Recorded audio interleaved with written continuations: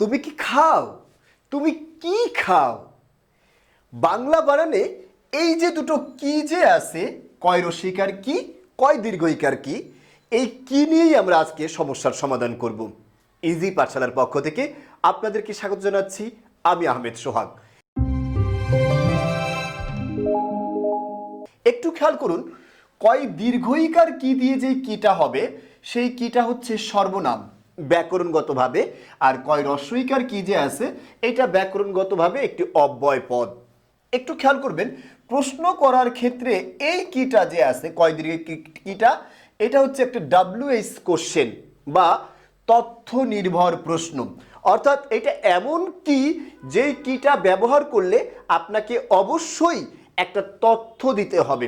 আরেকটা বিষয় খেয়াল করুন, আর কয় রস্বইকার কিটা যে আছে এটা একটা ইয়েস নো কোশ্চেন।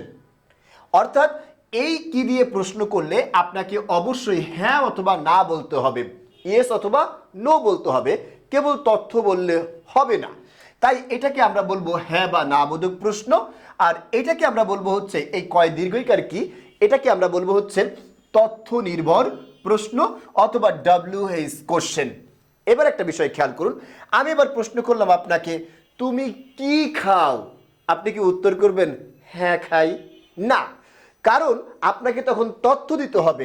আপনি বলবেন আমি ভাত খাই, এই ভাত তথ্যটা দিতে হবে। আবার আমি আপনাকে প্রশ্ন করলাম, তুমি কি খাও? উত্তর কি দিবেন? আমি ভাত খাই।